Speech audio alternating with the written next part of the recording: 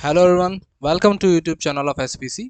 आज हम लोग क्या करने जा रहे हैं, अपना Q10 सीरीज का नीट फिजिक्स लेक्चर नंबर 2 है, जिसमें अभी हम लोग कवर कर रहे हैं कौन सा पेपर 2024 का नीट का जो एग्जाम हुआ था वो। पिछले लेक्चर में हम लोगों ने पहले 10 क्वेश्चन कर लिए थे, अब हम लोग 11 से लेके 20 तक जाने वाले हैं। ठीक, चलो। तो पहला क्वेश्चन जो हमारा है आज का वो क्या है, given below are two statements. कौन कौन से स्टेटमेंट है? स्टेटमेंट है अपने पास कि atoms are electrically neutral as they contain equal number of positive and negative charge. क्या ये बात सही है? तो अगर हम लोग गौर से देखें तो हाँ, एटम क्या होता है, इलेक्ट्रिकली न्यूट्रल होता है, जबकि अगर कोई चार्ज उस पर आता है तो वो क्या बन जाता है, आयन। तो एटम इलेक्ट्रिकली न्यूट्रल है, हाँ सही बात है। फिर दूसरा स्टेटमेंट क्या कह रहा है? दूसरा स्टेटमेंट कह रहा है कि atoms of each element are stable and emit their characteristic spectrum। कि एटम हर एलिमेंट का स्टेबल होता है और एमिट करता है कैरेक्टरिस्टिक स्पेक्ट्रम। क्या ये बात सही है? तो ये बात क्या होती है, सही नहीं होती है। तो हमारा आंसर क्या हो जाएगा? आंसर हमारा हो जाएगा option number 3। Statement 1 is correct but statement 2 is incorrect. तो हमारा ऑप्शन सही कौन सा हो जाएगा? ऑप्शन हमारा सही हो जाएगा statement 1 is correct but statement second is incorrect. ठीक है, एक सेकंड।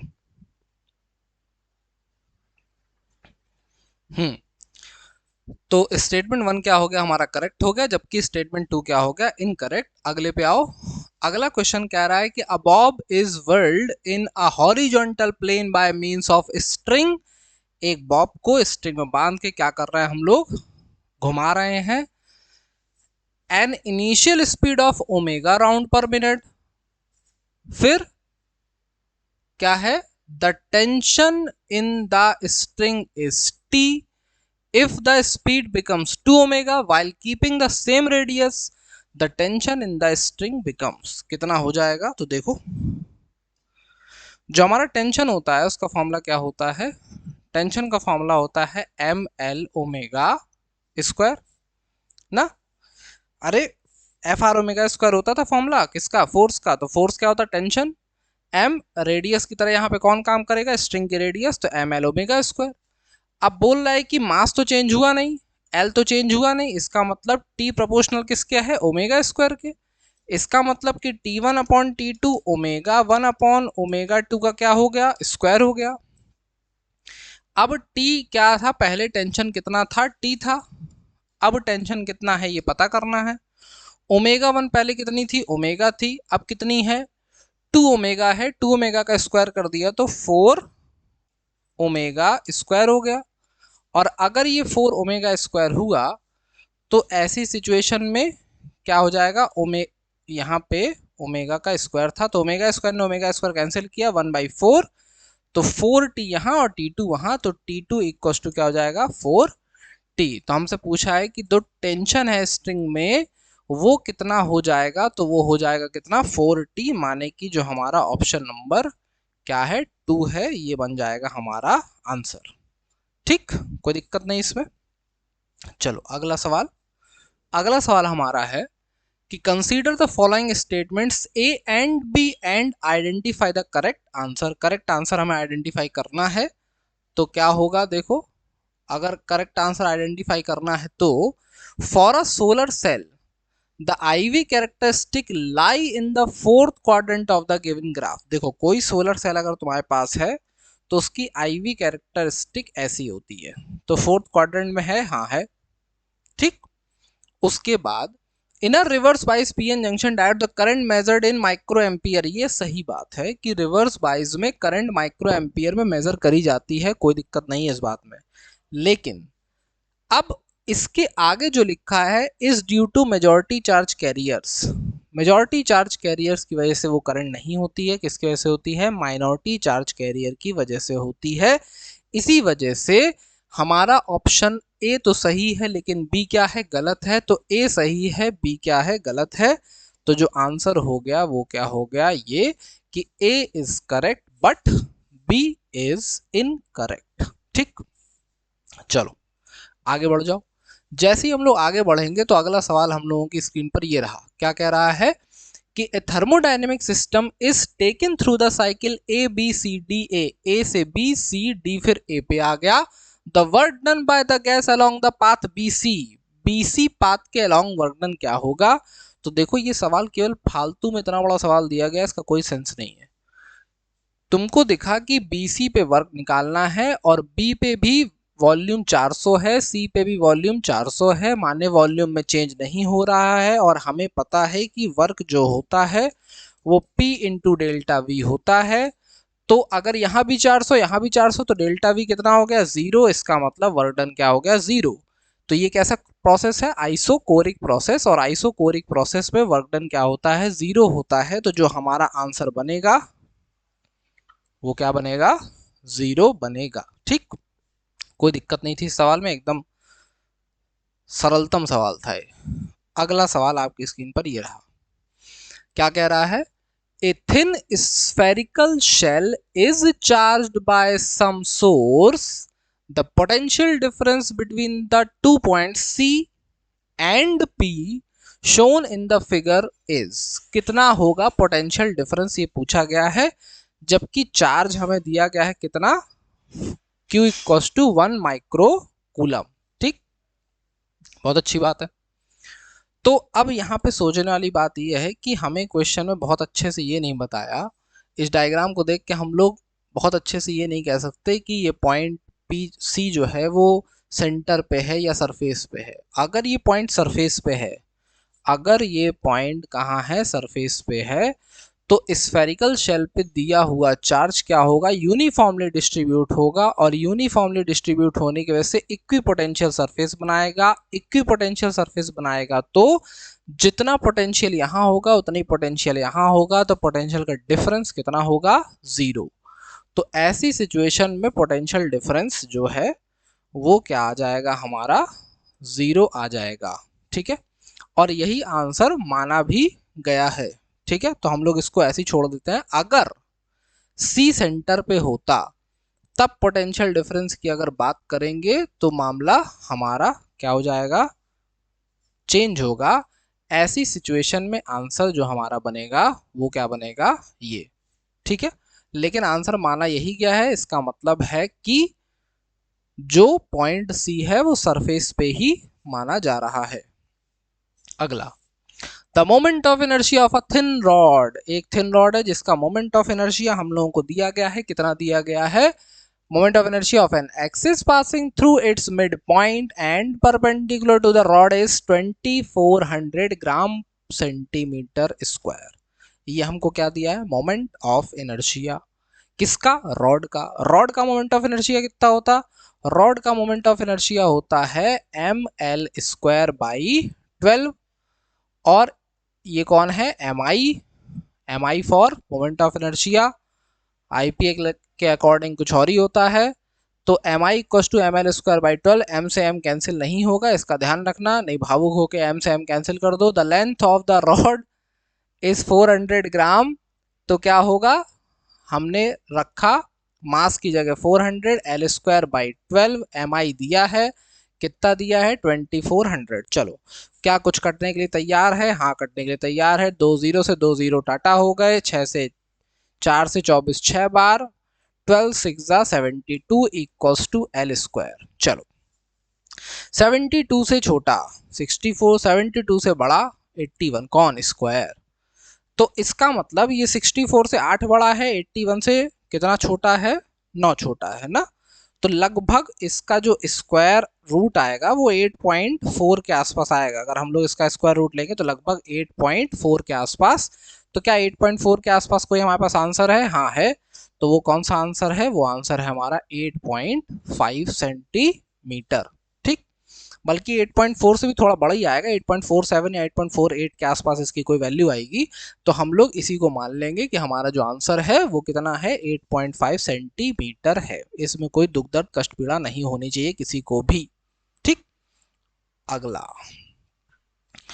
सवाल हमारी स्क्रीन पे आया और कह रहा हमसे कि भाई साहब, ए particle moving with uniform speed in a circular path, एक पार्टिकल है जो सर्कुलर पाथ पे चल रहा है, मेंटेन करता है क्या क्या, constant velocity, constant acceleration, constant velocity but varying acceleration, varying velocity and varying acceleration. चलो अब तुम्हें हमें एक बात बताओ कि तुमसे हम कहेंगे चलो बेटा ऐसे चलो, तो यहाँ पे क्या हुआ, लगातार डायरेक्शन चेंज हो रहा कि नहीं हो रहा, हो रहा। डायरेक्शन चेंज होगा तो वेलोसिटी चेंज होगी कि नहीं होगी, वेलोसिटी चेंज होगी तो एक्सेलरेशन चेंज होता रहेगा कि नहीं होगा, होगा।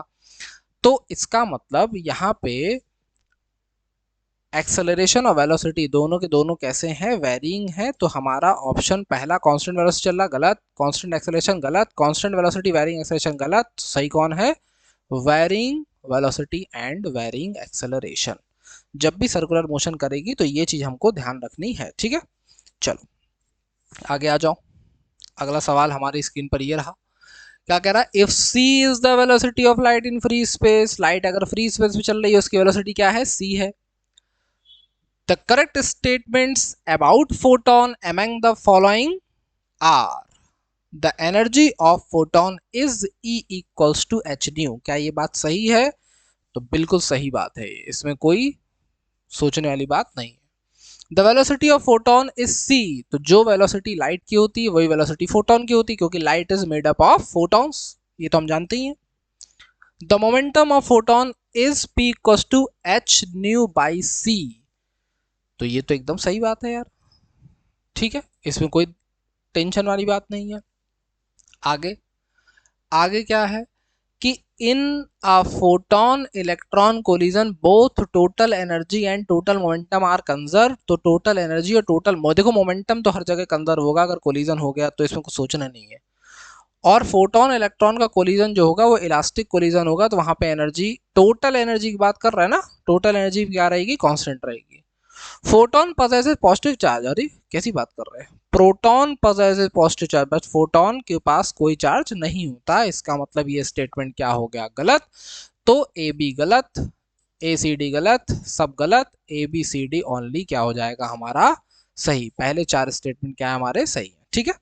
चलो अगले पे आओ, अगले पे आए तो हमने देखा कि क्या रहा क्वेश्चन नंबर 19 कि at any instant of time the displacement of any particle is given by 2t minus 1 SI units में under the influence of the force of 5 Newton the value of the instantaneous power is, कितना होगा, power कितना होगा। तो देखो हमें क्या दिया है, हमें दिया है कि डिस्प्लेसमेंट जो है s वो कितना है 2t माइनस 1, हमें पता है कि v क्या होता है ds बाई dt होता है, ds बाई dt करो तो कितना आएगा यहाँ से 2t का 1, 1 का 0, तो कितना आ गया 2 मीटर पर सेकेंड।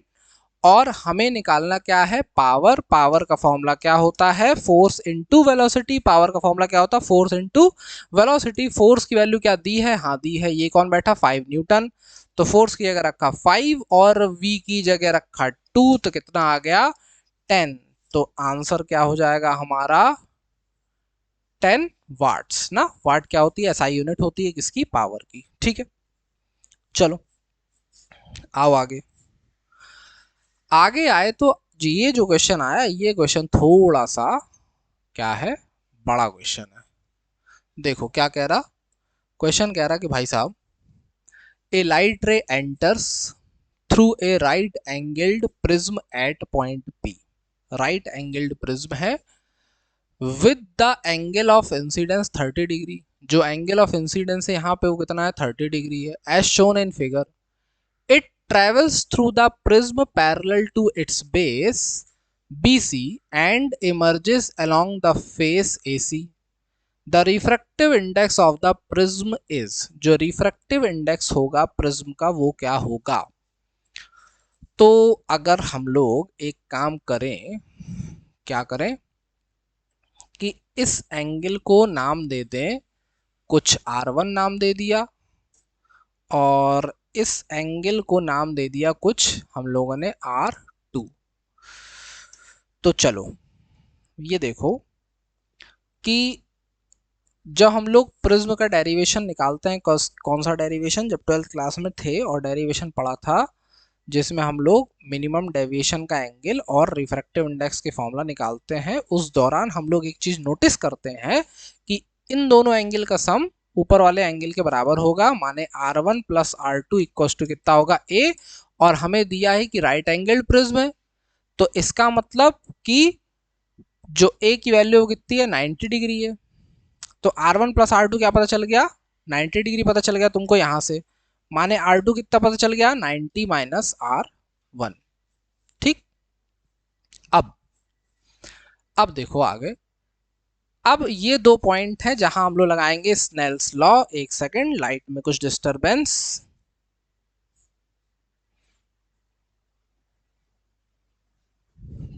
हाँ चलो, तो ये क्या पता चल गया कि R2 किसके बराबर है, 90 माइनस R1 के बराबर है। अब आ जाओ लगाएंगे स्नेल्स लॉ, एक बार यहां एक बार यहां। तो अकॉर्डिंग टू स्नेल्स लॉ क्या जरूरत है इसको लिखने की भाई, चलो क्या हो जाएगा, sine 30 upon sine R1 equals to mu. ठीक, अब साइन 30 की वैल्यू कितनी होती है 1/2, 1/2, तो यहां पे रखेंगे 1/2, तो 2 कहां जाएगा इसके पास, माने कि यहां से साइन R1 कितना आ रहा 1/2 म्यू। साइन R1 कितना पता चला 1/2 म्यू पता चला। आ जाओ अगले पेज पे। अब जो दूसरा वाला पॉइंट था वहां जब लगाएंगे तो साइन R2 अपॉन साइन, देखो डायग्राम में ध्यान से देखो, डायग्राम में यहाँ 90 डिग्री का एंगल बना है, इसका मतलब जो ये वाला एंगल है वो कितने का है साइन 90, और ये कितना हो जाएगा ग्लास से माने प्रिज्म से बाहर जा रही एयर में, इसलिए इसको लिखेंगे 1/म्यू, और साइन R2 इक्वल टू क्या आ गया 1/म्यू। ठीक, अब एक बात बताओ कि साइन 90 की वैल्यू 1 होती है इसलिए ऐसा हो गया, भावुक मत हो जाना। चलो अब हम लोग साइन R1 का स्क्वायर प्लस साइन R2 का क्या कर देते हैं स्क्वायर, तो साइन सॉरी साइन R1 कितना आया 1/2 म्यू, और ये कितना आया है 1/म्यू, तो हमने रखा यहाँ पे कितना हो जाएगा ये 1/2 म्यू का स्क्वायर माने 4 म्यू स्क्वायर प्लस 1/म्यू स्क्वायर, एलसीएम लिया 4 म्यू स्क्वायर इक्वल्स टू कितना हो गया ऊपर 5। चलो आंसर तो इतने से ही प्रेडिक्ट कर लेंगे, लेकिन फिर भी आगे देखते हैं। ये हो गया साइन R1 स्क्वायर, और ये देखो साइन R2 स्क्वायर को R2 क्या बना था 90 माइनस R1, R2 क्या बना था 90 माइनस R1, जैसे इसको 90 माइनस R1 करोगे तो ये बन जाएगा कॉस स्क्वायर R1, तो sine square R1 plus cos square R1 equals to 1, इसका मतलब म्यू स्क्वायर इक्वल्स टू कितना आ जाएगा 5/4, तो म्यू कितना आ जाएगा √5/2, √5/2। क्या हमारे पास ऐसा ऑप्शन है, हाँ है √5/2, तो ये जो है वो क्या हो जाएगा हमारा आंसर √5/2। ठीक है, ये एकमात्र क्वेश्चन था इन 10 क्वेश्चंस में जो थोड़ा सा क्या था बड़ा था, माने इसको बिना कैलकुलेशन करे कोई भी नहीं निकाल सकता।